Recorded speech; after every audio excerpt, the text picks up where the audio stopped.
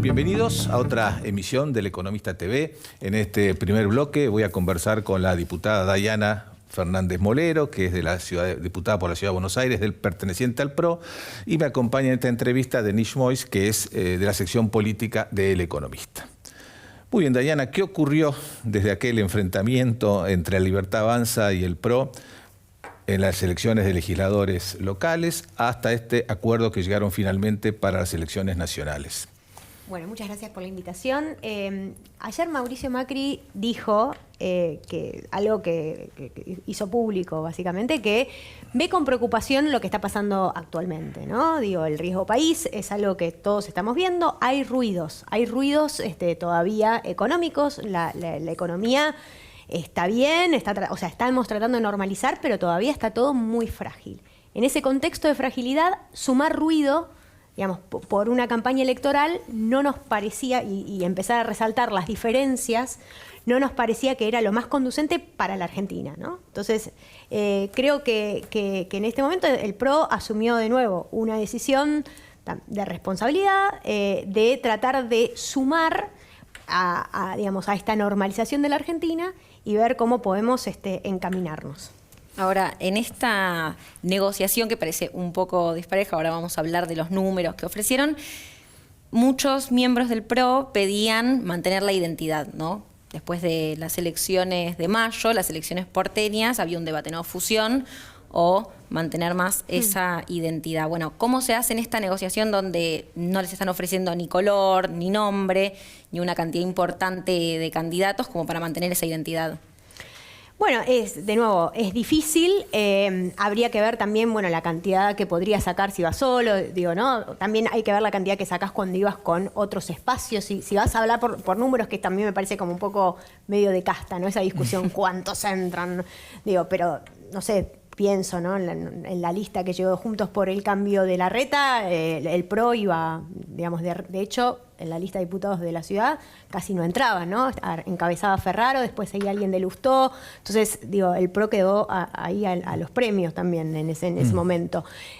A ver, identidad. El PRO siempre convivió con dos identidades, ¿no? La parte liberal y la parte republicana. Entonces, si uno hoy se tiene que ir a diferenciar, es muy probable que vayas por la parte republicana, donde hay también otra gente que es republicana, pero que las ideas económicas no es tan liberal. Entonces también ahí estás perdiendo un poco de identidad.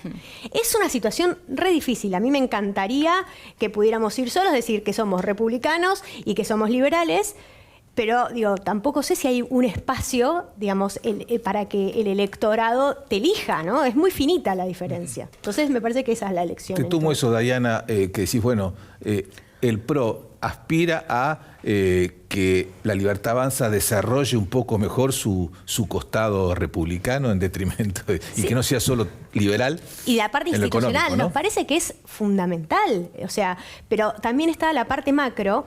A mí me parece que Argentina ha desarrollado anticuerpos en la parte institucional desde el consenso democrático del 83.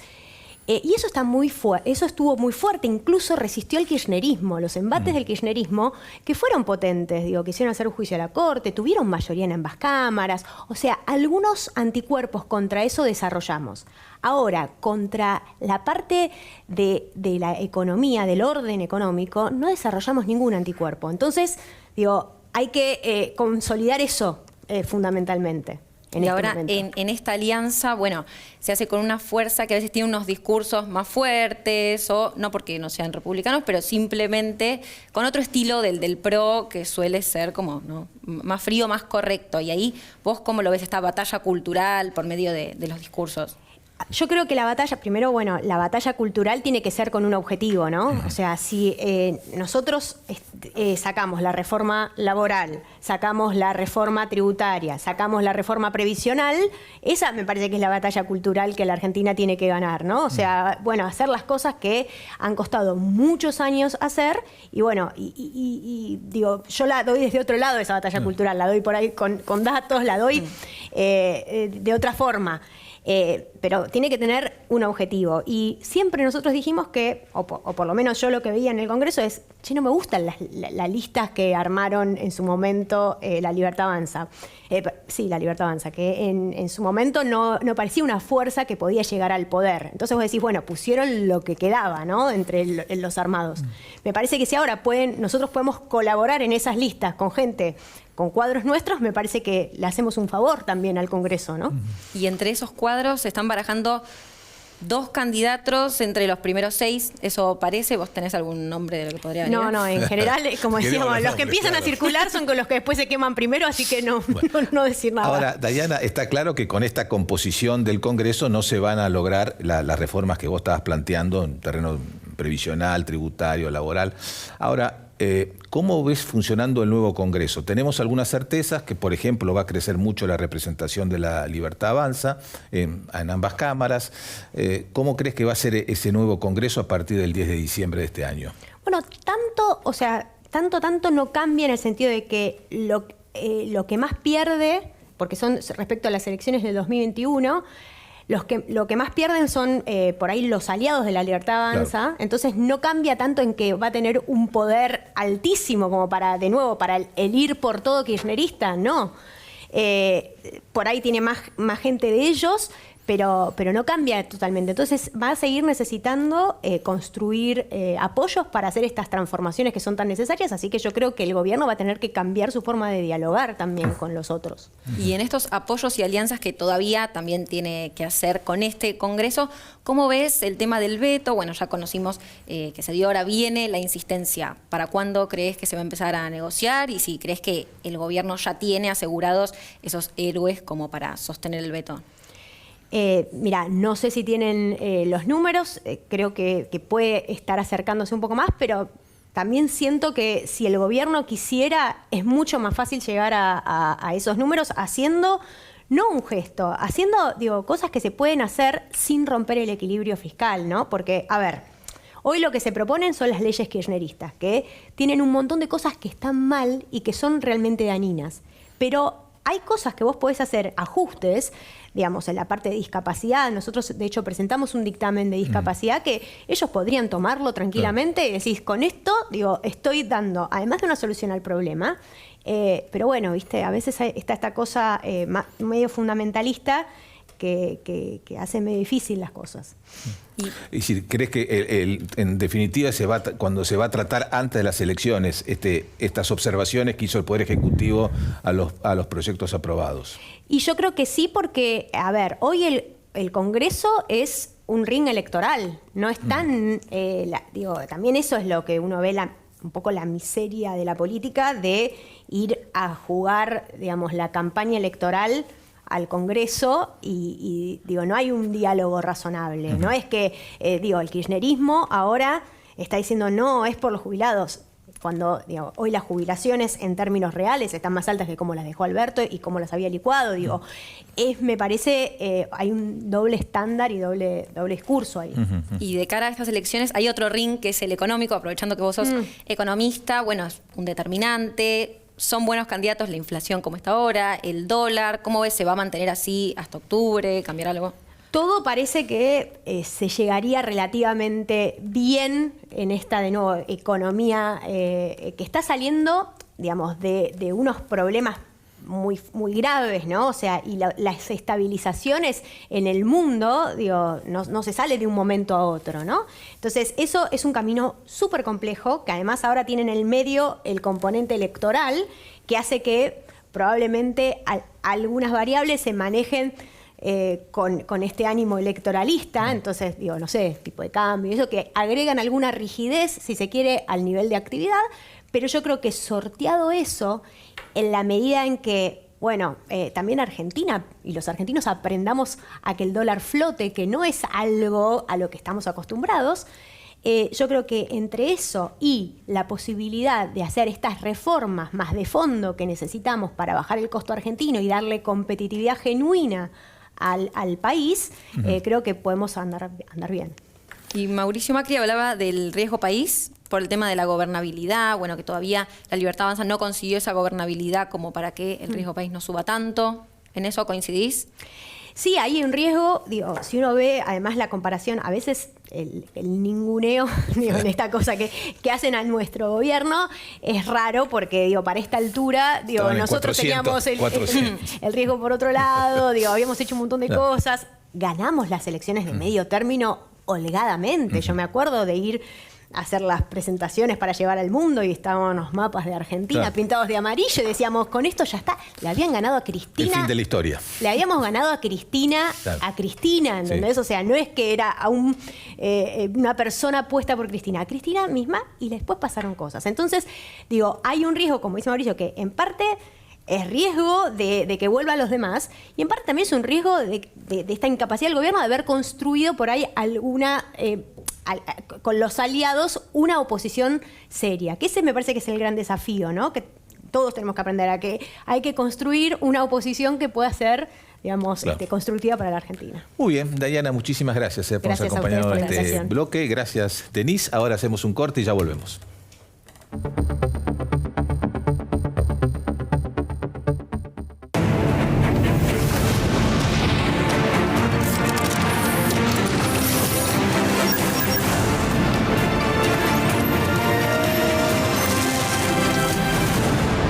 Ternium, acero para hacer. Grupo Petersen, desde 1920, construyendo el país. Legislatura porteña. Entérate de todo lo que estamos haciendo. Ingresá a legislatura.gov.ar para saber más. Nos une la ciudad. Ante la llegada del frío, es importante protegerse de la gripe. Si estás embarazada, vacunate. Si tu hijo tiene entre 6 y 24 meses, vacunalo. Si tenés 65 años o más, vacunate. Saca turno en buenosaires.gov.ar/gripe. Buenos Aires Ciudad. En IRSA, Propiedades Comerciales, nos comprometemos con las comunidades en las que se asientan nuestras unidades de negocios. IRSA, Propiedades Comerciales. Construyendo el futuro. Tu talento necesita una chispa. Encendé el tuyo con Academia Digitalers. Un portal para aprender tecnología gratis y sin experiencia previa. Con el respaldo de Telecom y las principales empresas tecnológicas. Ingresá a academiadigitales.telecom.com.ar. Telecom. En Provincia ART, a las pymes que apoyan al país, las apoyamos con un plan que se adapta a su realidad. Ingresá a provinciaart.com.ar/pymes, cotizá y mejorá tus costos. Provincia ART, la aseguradora de riesgos del trabajo del Grupo Provincia. Auspicia este programa La Bolsa de Cereales, primera entidad agroindustrial de la Argentina. Muy bien, segundo bloque del Economista TV. Voy a conversar ahora con dos economistas, Hernán del Villar y Lorenzo Sigó Gravina. Bueno, estos días, por el comienzo de la semana, trajeron un poco más de calma en el mercado cambiario, ¿no? Un poco más de calma. La realidad que julio tuvo características bastante particulares en el mercado cambiario. Básicamente porque hoy el mercado cambiario con flotación, estamos todos de nuevo aprendiendo cómo manejarnos en la flotación, hay que mirar mucho la oferta y la demanda, y hubo cambios bastante importantes, tanto en la oferta como en la demanda. Digamos, ¿no? En la oferta, el famoso tema del agro, de la estacionalidad del agro, y en la demanda, más allá de alguna dolarización de portafolios privada, el gobierno, el Tesoro comprando, lo dijeron en el acuerdo con el fondo, 1.500 millones de dólares. Digamos, ¿no? Entonces, bajó la oferta y la demanda. Y me olvido de toda la política y el lío de las LEFIs y todo el tema monetario. Me aparto de eso y hubo esos dos factores muy relevantes para que el tipo de cambio subiera. Bueno, y la gran discusión que se instaló luego de eso fue el impacto sobre los precios, el famoso pass-through. Eso todavía estamos conversando hace un rato. Todavía no hay... todos están haciendo las encuestas, digamos, esta semana. No se sabe todavía el impacto de todas las encuestas de alta frecuencia, digamos, las mediciones de alta frecuencia van a aparecer en el curso de la semana. Y un poco uno está... Si está abajo de 3 estaría muy bien, ¿no? Por lo menos es mi impresión. Veremos si es arriba de 3, abajo de 3 el impacto final. Dependerá también del tipo de cambio el resto del mes, ¿no? Igual no lo vamos a ver en el dato de julio, que se va a conocer primero, sino en septiembre cuando se conozca el dato de agosto. Estamos hablando del índice de agosto. Claro, tal cual. Sí, pero esta primera semana de agosto ya empieza a haber algunos precios y algunas negociaciones con las listas, algunos aumentos que ya te hacen prever una primera semana de agosto lógicamente picante, porque aparte fue muy de menor a mayor la aceleración de la suba del tipo de cambio y muy concentrada en las últimas semanas de julio, ¿no? Entonces es como un momento bisagra esta primera semana de agosto que va a marcar un poco, ¿no? Obviamente va a haber una aceleración de la inflación. La pregunta es, quizás llega a 3 o 2,5 o un poquito más, ¿no? En esos valores es un poco la discusión y creo que la evidencia de la primera semana va a ser clave. ¿Usted se siente más cómodo con este nivel de tipo de cambio que tenemos ahora que el que teníamos antes de esta, no sé, episodio, corrida, mini corrida, reacomodamiento, como lo quieran definir? Sí. De hecho, creo que el acuerdo con el fondo, esta flotación, que no, como casi ningún lugar del mundo es totalmente libre, era necesaria por que el esquema del crawling pega al 1% mensual instalado en febrero. Podía llevarnos a un escenario más conflictivo y más de choque, ¿no? Era aguantar hasta las elecciones todo el tiempo y acá el propio mercado fue descomprimiendo. Si se necesitaba más tipo de cambio, como efectivamente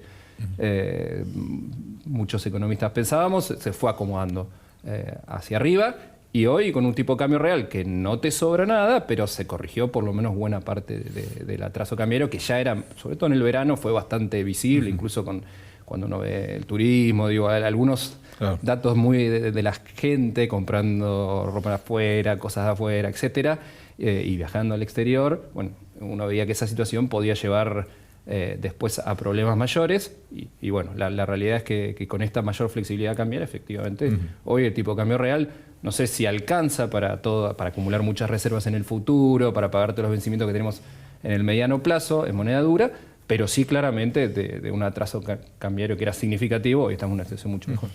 Y el tipo de cambio hoy, promedio, ¿no? Promedio de julio, subió 15%. El tipo de cambio real multilateral respecto a diciembre. Y está casi 10% arriba de diciembre de 2017, para usar una referencia que muchos empiezan a usar, ¿no? Entonces, está mejor. Lo único que creo es que hoy el mercado está desequilibrado, digamos, ¿no? Hoy tenés más demanda que oferta. La oferta comercial, la oferta neta comercial te ha bajado porque subieron mucho las importaciones. Entonces necesitas mucha cuenta financiera, necesitas mucho ingreso de capital, necesitas tasas de interés altas, necesitas ingreso de capitales, necesitas eso que a lo mejor el tema electoral, elecciones, va a ayudar. En el corto plazo eso no ayuda. Entonces, tenés muy alto el atesoramiento privado, digamos, ¿no? Nosotros miramos el atesoramiento, que como ustedes saben está el último mes fue 4.000 millones. A lo mejor hay que hacer esta distinción de que la parte que es billetes es más minorista de la gente, que son 1.500, 1.800 millones, y hay otra parte que es importante, que medio como que sirve de arbitraje con el contado, que no pueden comprar las empresas. Entonces eso permite una brecha baja. Entonces eso puede bajar a lo mejor, digamos, ¿no? Cuando la empresa dolarice menos, etcétera. Pero el atesoramiento es bien alto. Entonces necesitas una oferta y necesitas una cuenta financiera mejorada de lo que está hoy. Y mejorada, claramente mejorada. Bueno, muchos colegas de ustedes creen que luego de las elecciones este esquema no va a poder sostenerse y se tiene que ir a un esquema con por lo menos el techo de la banda más alto. Yo creo que el gobierno va a intentar mantenerlo en un principio. Creo que el gobierno va a esperar un poco estos 3 meses, primero el resultado electoral, que entiendo que el mercado le da mucha importancia desde el punto de vista de la expectativa de continuidad, las inversiones, el ingreso, cuando uno a lo mejor no diría que es tan importante, pero me parece que el mercado le da mucha importancia. El respaldo de la gente, al programa. Entonces me parece que el gobierno hoy está defendiendo obviamente su programa y bien, yo creo que va a intentar seguir haciéndolo y va a depender. El resultado electoral es una cosa y después Argentina, a partir de ahí, a lo mejor se le facilita un poco el acceso a los mercados capitales, que es lo que necesita, porque es obvio que no puedes estar pagando, cancelando deudas año tras año. Sí, quizás la pregunta también de si realmente vamos a acumular en algún momento reservas netas, ahí parecería que... Bueno, hay más plazos, por lo menos hay más plazos. No, directamente este año vamos a terminar igual que el año pasado. Realmente se terminó flexibilizando el Fondo Monetario, prácticamente fue una no meta de acumulación de reservas netas este año. En ese sentido, nada, quizás sorprendió el nivel de apoyo que tiene evidentemente la Argentina en el directorio, no en el staff, en el directorio del Fondo Monetario, porque uno de los dos pilares del acuerdo, el fiscal claramente se ha cumplido. La otra pata era el cambiario externo y ahí, digamos, cuando podíamos acumular, que era justamente los meses de la cosecha gruesa, la liquidación estacional alta del agro no se hizo o se hizo muy poco y ya de acá a fin de año es complejo. Y realmente, finalmente fue, bueno, este año no hay que acumular reservas. Bueno, ahí no va a estar la oferta de la que habla Hernán, ¿no? Precisamente. Y es bastante importante... bueno, es el tema electoral. Y un poco cómo va a ser a partir de ahí, cómo va a ser la mirada. Yo creo que influyen mucho las expectativas en un tipo de cambio flotante, ¿no? Entonces, este tema de la continuidad, ¿no?, del esquema de bandas, vos decías, hay gente que está promoviendo que posiblemente haya que cambiarlo, que el gobierno lo cambie. Bueno, esto no va a ser un tema menor. Digamos, hoy ves cotizaciones, ¿no?, determinados plazos que decís, este señor no cree que se mantiene la banda. Claro.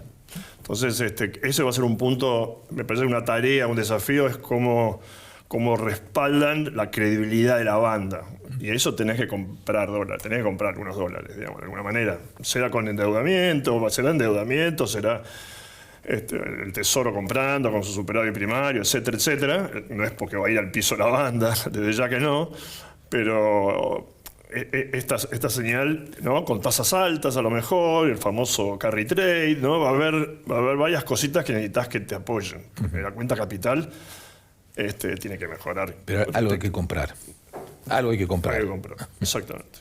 Sí, y hay señales de que las importaciones, con el ajuste de tipo de cambio real y con un nivel de actividad que hoy está amesetado y con algún riesgo en el margen, ¿no?, de que se empiece a ver algo parecido a una recesión, eso ya está poniéndole a las importaciones un freno de mano. No sé si va a alcanzar para el verano en el que no haya un éxodo tan masivo, pero ya lo veo en ese sentido un poquito menos, no sé si menos deficitario del turismo, pero por lo menos también incluso las importaciones de turismo frenando o amesetándose un poco, que también es necesario porque venían creciendo.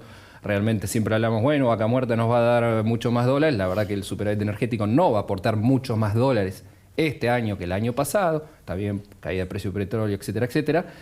Pero el turismo venía duplicando el rojo y ya pasando los 10.000 millones de dólares, ya una señal de, bueno, eso se tiene que moderar. Creo que un poco el tipo de cambio real más competitivo y un poco también el nivel de actividad que ya está mostrando señales de amesetamiento o con riesgo incluso de alguna recesión. Digo, estas tasas de interés reales tan altas en algún momento hacen daño al nivel de actividad, además que tampoco está mejorando ni el salario real, y si se acelera un poquito la inflación va a ser todo un poco más cuesta arriba. Creo que en ese contexto también te va a ayudar un poquito un déficit de cuenta corriente que venía creciendo rápido y peligrosamente a frenar un poco. Y el impacto de estas tasas de interés más altas, tanto encarece la deuda, puede afectar el nivel de actividad. ¿Cómo lo ves? ¿Es sostenible en el tiempo este esquema, Hernán? Y hay que ver los plazos, digamos, ¿no? Tenés tasas, ahora pasó otra cosa adicional ahora en julio. Pero primero era que había subido, digamos, allá en abril, mayo, habían subido un poco las tasas y había bajado mucho la expectativa de inflación. Entonces, ¿no?, cuando pasaste de 30 a 20 de inflación, bueno, y las tasas de interés te subieron medio punto. Ahora al revés, ahora tenés un punto más de nominal de tasa, ¿no? Estás en tasa de Matamar, que está en 40, digamos, una tasa de activa está 50. ¿no? Son tasas con inflaciones esperadas de 20, son tasas que te van a complicar. Igual al gobierno, me parece, al equipo lo ves muy mirando el corto plazo, mirando muy el dólar, mirando muy la inflación, y por eso convencidos, ¿no? Restricción monetaria, el Fondo Monetario aplaude, están muy monetaristas, bien concentrados en eso, ¿no? Creo que, ojo, y digo esto porque este equipo, si miramos el año pasado, varias veces arriesgaron bajando tasas. No es un equipo que es tasa de interés por tasa de interés y contra viento y marea, digamos, ¿no? El año pasado, recordemos, en algún momento tuvieron problemas en el tipo de cambio y eso porque habían bajado mucho las tasas. ¿Por qué? Porque lo miran, yo creo que este equipo mira a la tasa de interés como un tomador, que lo es. Sí, sí. ¿Entendés? Entonces no es que no le da bolilla, que solamente miran para la demanda de dinero y nada más. No, lo miran también ahí. Pasa que hoy en día me parece que hay unas prioridades que no son por ahí. Y para terminar, los dos le pregunto, ¿ven de aquí hasta el día de las elecciones algún episodio, por llamarlo de alguna manera, con el tipo de cambio? ¿A qué elecciones? ¿A cuáles? ¿A No, la provincia de Buenos Aires o las de octubre? Las dos, básicamente empiezo la del 26 de octubre, ¿no? La nacional. Bueno, una señal importante es obviamente provincia de Buenos Aires, las expectativas ahí, digo, sobre todo si la elección termina dando alguna sorpresa, para bien o para mal, al gobierno, ese es un primer punto. Y después puede haber algo de presión, pero creo que el hecho de que ya se haya acercado bastante al techo de la banda, y la banda es, creo que en el corto plazo claramente defendible, porque hay muchos dólares que el propio fondo te ha dado para que vos uses. Creo que las turbulencias, digamos, me parece que más allá de que puede haber algún día que se acerque al techo, debería estar más tranquilo. Obviamente siempre, insisto, antes de octubre está la de Provincia de Buenos Aires, que es una elección importante, y si ahí hay algún desvío de las expectativas grosero, o sea, algo que se pensaba que iba a pasar y no pasa, si no es por eso, debería ser complejo, pero transitable. Yo respaldo esa idea. La cercanía con el techo de la banda manda hoy. Digamos, nadie le va a pelear el techo de la banda en el corto plazo. Creo que lo perdés. El gobierno está convencido, tiene liquidez en dólares, digamos, se dan deuda, pero tiene liquidez en dólares. Me parece que eso debería marcar que veamos un tipo de cambio, a mi modo de ver, no cayendo nominalmente, subiendo poco, debajo la tasa de interés en el corto plazo. Muy bien, a los dos muchísimas gracias. Bueno, gracias. Lorenzo Sigo Gravina, Hernán del Villar, gracias. Gracias. Hacemos ahora un corte y ya volvemos.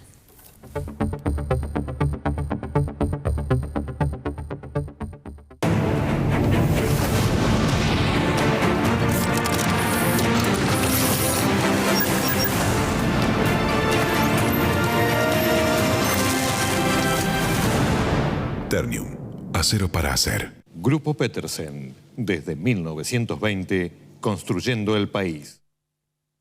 Legislatura porteña. Entérate de todo lo que estamos haciendo. Ingresá a legislatura.gov.ar para saber más. Nos une la ciudad.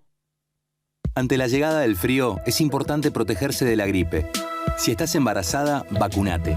Si tu hijo tiene entre 6 y 24 meses, vacunalo. Si tenés 65 años o más, vacunate. Saca turno en buenosaires.gov.ar/gripe. Buenos Aires Ciudad. Voy a conversar ahora con Juan Manuel Franco, que es economista jefe del grupo SBS.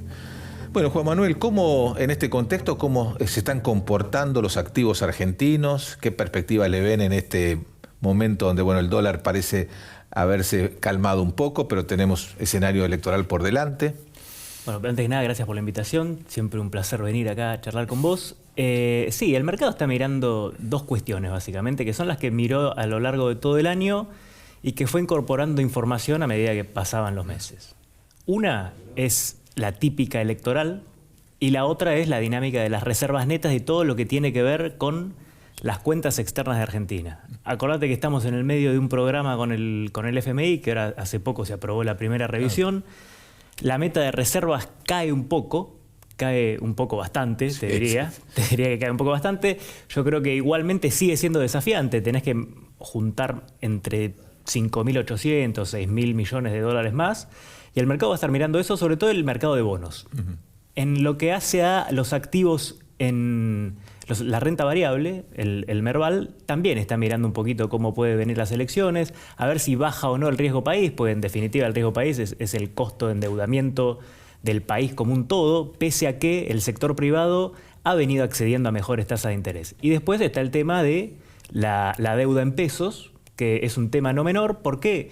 Porque en un esquema de bandas lo que estamos viendo es que el gobierno, si bien no interviene con el Banco Central en el mercado de tipo de cambio, puede recurrir a subas de tasa de interés, como ya lo ha hecho hace poco, para tratar de contener precisamente una suba en el tipo de cambio. Entonces, si disponen de subas de tasas vía licitaciones del Tesoro o intervenciones del Banco Central vendiendo LECAPs, que es algo que dijeron que podían hacer tranquilamente hace un mes y medio más o menos, ahí van a sufrir los bonos en pesos si es que suben mucho las tasas por una cuestión de pérdida de capital. Así que son todas esas cuestiones que están todas íntimamente relacionadas y que los inversores están mirando todo el tiempo cómo afectan a sus posiciones, ¿no? Yendo un minuto al tema electoral, ¿cuál va a ser a tu juicio la reacción del mercado, los inversores, frente a un resultado electoral que no traiga sorpresas? Ya sea ni una derrota al gobierno, que sería una sorpresa, ni un triunfo tampoco abrumador, que también sería otra sorpresa, sino unos resultados dentro de lo previsible por los distintos que muestran los distintos sondeos, si teniendo en cuenta los antecedentes electorales. Sí, siempre uno cuando analiza cualquier tipo de evento, ya sea electoral o un dato de mercado o cualquier cosa que afecte a los activos financieros, siempre tenés que fijarte cómo da versus el consenso.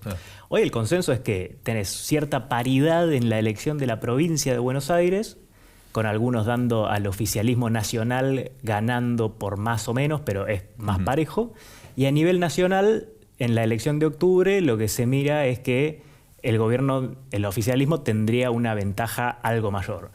Me parece a mí que una de las cuestiones que ve el mercado de cara ya a lo que sería el 2027 es qué tan factible es que con el Congreso que te quede, una vez conocido el resultado de las elecciones, Argentina pueda encarar las reformas estructurales que necesita, tanto a nivel previsional, tributario, laboral, que doten de mayor solidez al ancla fiscal. Porque vos hoy tenés un superávit fiscal primario que es un mérito del gobierno, pero que mañana viene otro y no tiene fuerza de ley. Entonces, lo que el mercado quiere para empezar a pagar a Argentina, y no solamente en activos financieros, sino en la economía real en general, es tener una percepción de que Argentina puede llegar a tener reformas estructurales que le permitan tener una estabilidad macroeconómica al mediano y largo plazo, cosa que hoy no está, pese a la intención de mantener las cuentas públicas ordenadas. Entonces, el resultado de las elecciones, si se da en línea con el consenso, yo creo que no te va a cambiar demasiado el panorama en cuanto a las bancas que tiene cada uno. Lo que sí te puede demostrar es, a nivel nacional, bueno, existe cierta cantidad de porcentaje de la población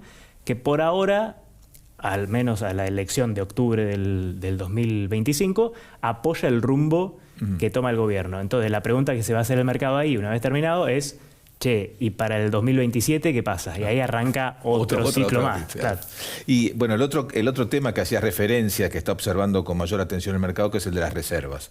¿Cómo lo ves que va a evolucionar en los próximos meses? ¿Qué actitud va a tomar el gobierno para comprar algo, por lo menos, de reservas? Mira, con las reservas tenés la cuestión que, si bien te bajaron la meta considerablemente en esta primera revisión, y ahora las revisiones van a ser más espaciadas en el tiempo, lo cual te va a permitir a discreción ver cómo llegás a cada una de las metas en cada momento, tenés el tema de que el Tesoro se puso a comprar reservas porque todavía el tipo de cambio está en el medio de la banda, tirando hacia arriba, ¿no?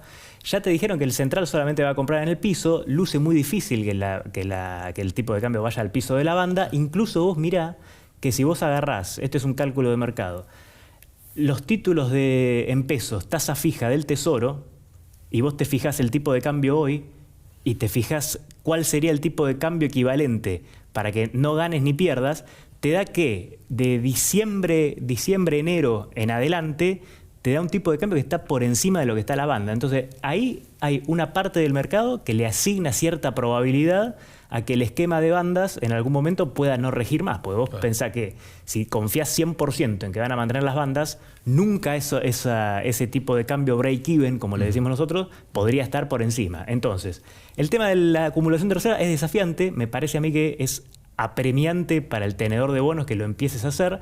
Y se da una paradoja que es que vos acumularías reservas para que baje el riesgo país y para no tener que usar las mismas reservas que acumulaste para pagar la deuda. Porque hasta ahora se pagó la deuda contra reservas, pero un país normal lo que hace es, bueno, te la renuevo. Entonces el tema que tenés es ese, o sea, el tipo de cambio posiblemente pueda ser el que te ajuste, porque vos ya estás viendo que cuentas de turismo, cuentas de importaciones tan elevadas y no se espera que entren muchos dólares comerciales, por lo menos hasta la cosecha fina.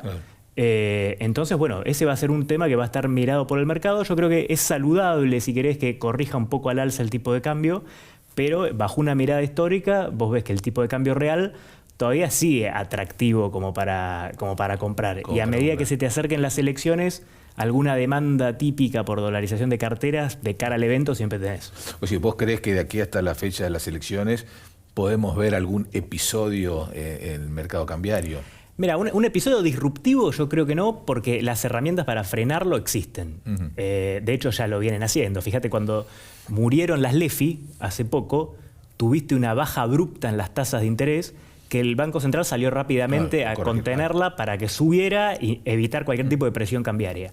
En las licitaciones del Tesoro lo mismo. Si el tipo piensa que hay mucha presión cambiaria, viene y te da más tasa.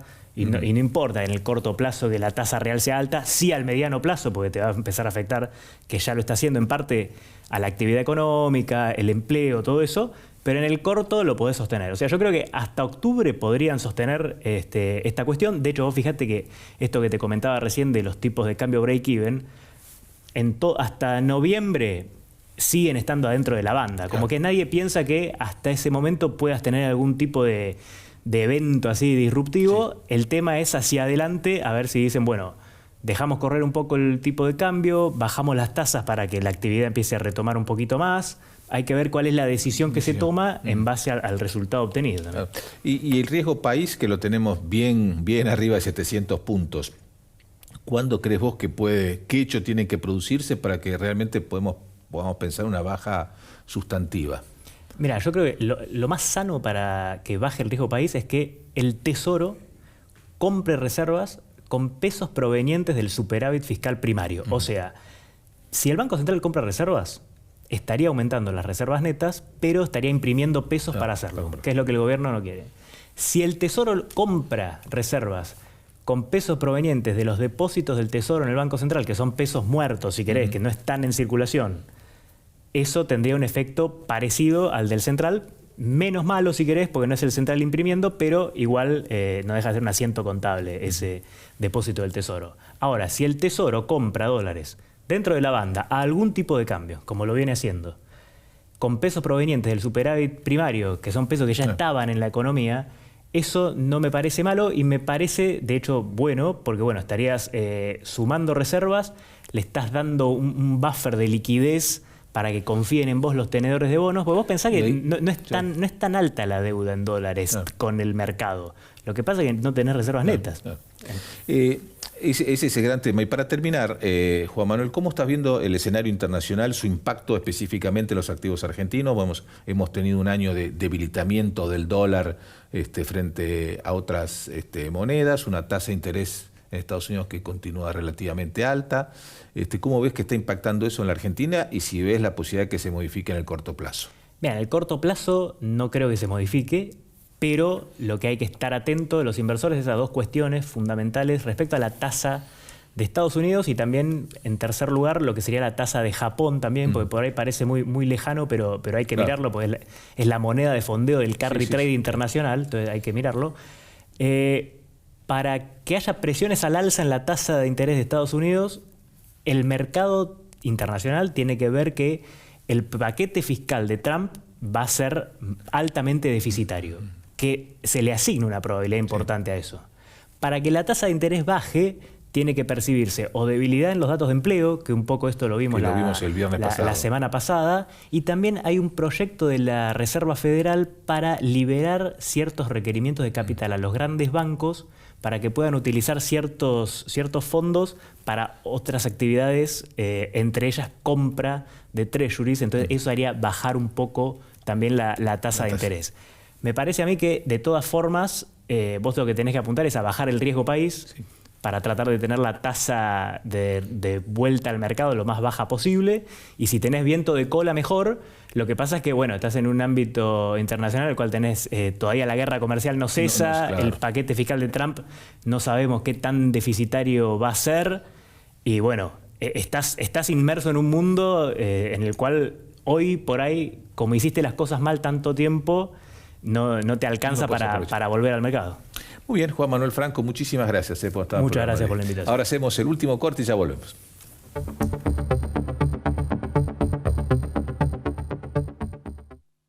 En IRSA, Propiedades Comerciales, nos comprometemos con las comunidades en las que se asientan nuestras unidades de negocios. IRSA, Propiedades Comerciales, construyendo el futuro. Tu talento necesita una chispa. Encendé el tuyo con Academia Digitalers, un portal para aprender tecnología gratis y sin experiencia previa, con el respaldo de Telecom y las principales empresas tecnológicas. Ingresá a academiadigitalers.telecom.com.ar. Telecom. En Provincia ART, a las pymes que apoyan al país, las apoyamos con un plan que se adapta a su realidad. Ingresá a provinciaart.com.ar/pymes, cotizá y mejorá tus costos. Provincia ART, la aseguradora de riesgos del trabajo del Grupo Provincia. Auspicia este programa La Bolsa de Cereales, primera entidad agroindustrial de la Argentina.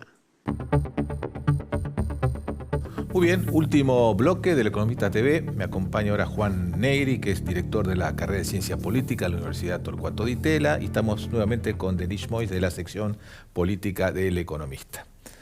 Bueno, Juan, estamos en horas importantes para el armado electoral. Este jueves vence el plazo para oficializar alianzas, que en cada provincia tiene su propia historia. 10 días después los candidatos. ¿Cómo estás viendo vos ese proceso y además en medio de la campaña electoral en la provincia de Buenos Aires? Bueno, creo que estamos en un contexto de fragmentación partidaria, un proceso que ya viene de antes, en el que además Argentina tampoco es necesariamente muy anormal, y donde se acentúa algo que ya veníamos viendo antes, que es que los partidos se organizan desde la Casa Rosada, ¿no? El oficialismo se ordena desde la Casa Rosada y después el campo opositor es un baldío, ¿no? Es decir, no hay partidos. Y en ese contexto lo que yo veo es polarización, es decir, ya no existe ancha avenida del medio, si es que alguna vez ocurrió, entonces algunos partidos están ahí oscilando. Y después el gran tema me parece que es este cierre de alianzas que tiene que ver con el PRO, ¿no? El PRO comparte electorado con la Libertad Avanza, mucho del electorado antiperonista que nutrió a Juntos por el Cambio, al PRO, hoy prefiere votar a una alternativa competitiva. Varios dirigentes ven en la Libertad Avanza la manera de asegurarse su lugar en las listas, y entonces la presión para finalmente unificarse, incluso en la ciudad de Buenos Aires, donde el PRO es el oficialismo. Es decir, yo no sé si hemos visto muchos casos en el pasado de un gobernador, digamos, que acepta casi es decir, en general en las provincias el gobernador era el que mandaba, ¿no? El que más o menos ordenaba en sus provincias la oferta, y acá están casi subsumidos, ¿no? Entonces me parece que eso es una cosa muy notoria, insisto, en un contexto, me parece a mí, de descomposición de los partidos que explica mucho para mí. Decías que los partidos hoy se organizan desde Casa Rosada y ahí, bueno, tienen un activo que es Karina Milei, que está centralizando la organización en todo el país, pero con estrategias diferentes, ¿no? Aliándose con algunos gobernadores, en otras eligen que no. Parecía que no en capital, al final sí, pero sí en provincia. Bueno, ¿cómo ves esas diferentes estrategias? Bueno, se habló mucho en esos últimos días del triángulo, ¿sí? Quedó un triángulo isósceles, etcétera, digamos, ¿no? Pero me parece que en el caso de Karina, yo creo que ella lo que piensa es: esta es nuestra oportunidad de armar algo coherente. Es decir, tenemos la sartén por el mango. No sé si ella lo piensa así, pero tal vez en el futuro no lo puedan hacer. Es decir, el gobierno se desgaste un poquito más. Este es el momento de nosotros imponer las condiciones. Y yo creo que lo está logrando. Versus una alternativa, más clásica de la política, que era, bueno, vamos aliados con distintos gobernadores, etcétera. Y acá nosotros vamos a hacer los que vamos a mandar esto. Y ha triunfado esa línea. El triunfo de Adorni creo que no ganó por tanto al final del día, digamos, uno ve los números, pero fue simbólicamente muy importante porque me parece que la Libertad Avanza dice, bueno, en el terreno del PRO soy capaz de ganar. Me parece que está claro quién manda, ¿no? Como las manadas de los animales a veces. Bueno, no tenía muchas otras alternativas el PRO, porque si Adorni le ganó a los Penato 30-15, bueno, se suponía que una candidata como puede ser Patricia Bullrich al Senado va a implicar un triunfo muy grande, muy amplio de la Libertad Avanza, con lo cual el PRO tenía o pierde por mucho en su propio distrito o terminar, como vos decías recién, subsumido en otra organización. Me parece que es muy evidente eso, sí, exactamente, es así, y creo que de alguna manera pero el deshilachamiento del PRO siendo oficialismo me parece que es lo que llama un poco la atención, porque hemos tenido historias de terceros partidos que tuvieron su momento, sus 15 minutos de fama, incluso el Frepaso en su momento poniendo un vicepresidente, pero acá tenemos un partido que había llegado y parecía, según algunos colegas, como había logrado institucionalizarse un partido nuevo, y bueno, parece seguir la suerte de otros experimentos, incluso siendo oficialismo, que eso es lo que yo te decía recién, que me parecía una nueva, pero sí está claro, y me parece que hay el electorado, es decir, el electorado es el mismo, y entonces dividir ese electorado es complicado, ¿no? Y hablabas de un deshilachamiento del PRO, por un lado, por estos acuerdos con la Libertad Avanza, pero hay otra parte del PRO, dirigentes, intendentes, hasta gobernadores, ¿no? Como Ignacio Torres, que forman parte de este grito federal de los gobernadores. Por otro lado, de Somos Buenos Aires para la provincia, esta alianza del radicalismo, algunos del PRO, algunos peronistas no acá. ¿Cómo ves, en un momento que decís no existe la ancha avenida del centro, estas nuevas propuestas? Sí, ahí tendría que matizar incluso lo que dije yo. Es decir, yo creo que no hay una ancha avenida del medio en lo que podríamos llamar el escenario nacional. Pero el escenario nacional en un país como el nuestro en realidad son las elecciones en la Ciudad de Buenos Aires, en la provincia. Es decir, después tenés 22 elecciones donde muchos de esos gobernadores son oficialismo, con lo cual esa ancha avenida del medio o ese grito federal existe y es gobierno, ¿no? Entonces, ahí yo no descarto que en esas provincias a esos gobernadores les vaya bien, en parte porque lo que yo creo que vamos a ver en esta elección es un fortalecimiento de los oficialismos provinciales, es decir, Buenos Aires y ciudad como un mundo aparte, ¿no? Es decir, pero después en las provincias los gobernadores dueños un poco de la lapicera, que les va a ir bien. Entonces ahí hay, en el interior, digámoslo así, hay un espacio para ese grito federal. Pero lo que me parece que va a pasar es un poco por la centralidad de Buenos Aires, la cuestión mediática, es decir, que la madre de todas las batallas, como se dijo alguna vez, va a pasar desapercibido, más allá de que, insisto, es probable que la lista del gobernador Sadir en Jujuy le vaya mejor que al resto, pero como que no va a ser mucha ola, ¿no? Bueno, hay muchos gobernadores, nombraste a Sadir, el caso de Torres, Yarlora en Córdoba, gobernadores con buen respaldo popular, que lanzaron este grito federal, probablemente ganen todas las elecciones. Exacto. O sus listas van a ganar todos, ganarán en condición de haber hecho este grito federal y ponerse un poco lejos de los dos polos, o van a ganar porque están gobernando bien sus provincias. Bueno, es difícil, de desmembrar, me parece. Yo creo que van a ganar porque en general son razonables administradores de su provincia, porque sabemos, los politólogos, que hay ventaja de los oficialismos, que en general los gobernadores tienen, no solamente los gobernadores, pero en todos lados, tienen capacidad de ocupar centralidad, tienen la billetera, son los jefes de sus partidos, de sus filiales provinciales, comandan la delegación legislativa de sus provincias en el Parlamento. Entonces, esa centralidad yo creo que les va... Y bueno, digamos, llegado el caso, si uno es muy malo perderá, pero me parece que son razonables administradores y entonces se van a imponer. Entonces, lo que yo para mí vamos a hacer el lunes siguiente, vamos a hacer un mosaico de ganadores, donde no sé si se va a poder transmitir el mensaje ganó el grito federal, ¿no? Pero no sé si al final del día son una coalición tan unificada. Parecen más una especie de liga hanseática, digo, cada uno por su lado, ¿no? Sí, ahora el voto violeta sí se va a poder contar en todo el país. Claro, por eso es lo que yo le decía también a Denis recién, es decir, los oficialismos se ordenan desde la Rosada, ¿no? O sea, en la época del peronismo también pasaba un poco eso. Bueno, y en el peronismo también hay alguna novedad, que es que Axel Kicillof se sentó, ¿no?, en la mesa a negociar con Máximo Kirchner y con Sergio Massa, armando prácticamente sus propias listas. O sea, se dijo que estaban armadas y terminaron logrando Fuerza Patria. ¿Y cómo ves el futuro, si se eligió mejor de cara al 27? Yo en el peronismo veo una familia que se lleva mal, esa que se juntan para Navidad, pero está todo medio mal, ¿no? Entonces, y los trascendidos periodísticos sobre esas reuniones, parece que, bueno, hubo que cortar la luz para que finalmente lograra algún tipo de unidad. Yo creo que el gobernador Axel Kicillof se sienta en la mesa, eso está claro, que le ha ido bien en esa negociación de listas, pero que se juega un pleno importante porque las elecciones en la provincia de Buenos Aires, y todavía creo que no se habla tanto de esto como debería, bueno, vos escribiste algo, es con un sistema electoral bastante novedoso en muchos aspectos. Es decir, en primer lugar, elecciones donde el aparato va a ser municipal en septiembre.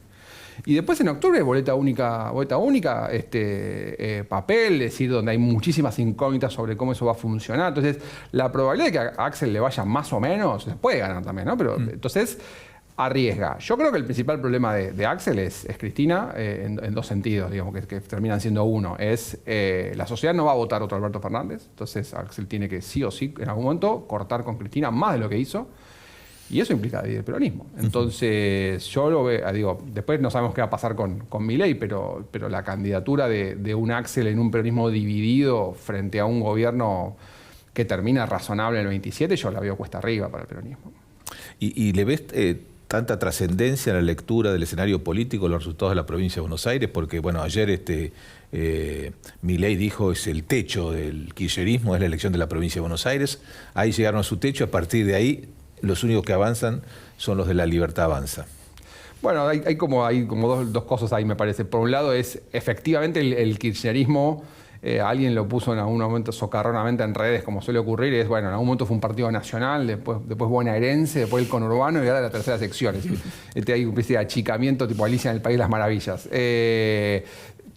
Está claro, me parece que en ese sentido sí hay pasa que, bueno, en el discurso de Milei hay como una asimilación de peronismo igual a kirchnerismo. Está claro que los activos del kirchnerismo se van apagando, ¿no? Pero todavía como una capacidad de ordenar adentro. La detención de Cristina creo que juega un rol, es un arma de doble filo, por un lado, porque le dio un discurso al peronismo, por otro lado, un discurso viejo, ¿no? Es decir, reivindican el 55, reivindican el exilio de Perón, el porcentaje de votantes que más o menos sabe qué es eso empieza cada vez a ser menor, ¿no? Así que, y después la cuestión de la provincia de Buenos Aires, es decir, ahí está una especie de contrapunto clásico entre los politólogos y los medios, ¿no? Si los politólogos decimos no es tan importante la provincia, está subrepresentada en el Congreso, los gobiernos son mucho más importantes, lo que pasa tras bambalinas, pero lo cierto es que miramos eso, es decir, a Milei le podría ir mal el resto del país, cosa que no va a ocurrir, pero le podría ir mal el resto del país, pero un triunfo demoledor en la provincia de Buenos Aires es el lunes siguiente, Milei arrasó, ¿no? Entonces, no debería, pero va a ser la provincia, me parece, como el centro de atención. ¿Y considerás que, siguiendo el tema de la provincia, que esta alternativa de Somos Buenos Aires, que bueno, es el sueño de juntar allí en el medio a peronistas no K, radicales, lilitos, ¿crees que tiene alguna continuidad hacia el 2027 o estás muy atado al resultado que obtenga ahora? Yo creo que está muy atado al resultado que obtenga ahora y el resultado que obtenga ahora, de vuelta, en la provincia, me parece que estamos en un escenario de dos polos, me parece difícil en este contexto que le vaya bien. Uno podría pensar una elección decorosa, es decir, Schiaretti, por ejemplo, haciendo alguna analogía en la elección del 23, termina siendo una elección decorosa, pero estamos hablando de alguien que saca menos de 10 puntos, 7 puntos que saca. Entonces, yo no imagino un escenario exitoso, o habrá que ver ahí que uno piensa que es exitoso, pero me parece que la elección va a estar concentrada, obviamente, entre el peronismo y el oficialismo. Y eso creo que plantea un camino de dudas hacia el 27 de que eso se sostenga como una alternativa competitiva. Después, bueno, falta mucho, hay que ver los heridos del mileísmo, esas cosas pasan también, ¿no? Y ahí imagino que tiene mucho que ver las secciones, ¿no? Porque hay mucha disparidad, como decías, en la tercera muy importante el peronismo, en la tercera se piensa que ahí puede estar, en la primera, perdón, puede estar un poco más peleado, en la cuarta va más para Somos, mucha disparidad en una elección que es nueva, ¿no? Totalmente nueva, donde de vuelta no hay aparato nacional, donde los que van a traccionar creo que son los intendentes. Las secciones, es decir, las secciones no tienen estructuras políticas por su cuenta, eso son una aglomeración de municipios, con lo cual... arbitraria. Arbitraria, además. Entonces, y después, bueno, las provincias son mundos distintos, la 1 y la 3, como decías vos, bueno, el conurbano, La Plata, y después tienes el interior, que está sobrerepresentado, donde ahí le va mejor al oficialismo que al peronismo, ¿no? Es decir, entonces, yo lo que imagino es los intendentes van a tener que salir a la cancha, van a jugar en primera, es decir, van a tener que, sobre sus hombros va a residir la idea de, bueno, cómo vas a aparatear, en el buen sentido, lo digo, esa elección. Imagino que el gobernador Kicillof, en la 1 y la 3, va a ayudar, digamos, va a prestar algún poco de los fierros, pero yo creo que va a estar muy estructurado en torno a quién encabeza la lista y su popularidad en esa sección, ¿no? Muy bien. Juan Negri, muchas gracias por todo el programa. Gracias, Denise. Nosotros nos despedimos hasta la próxima emisión del Economista TV.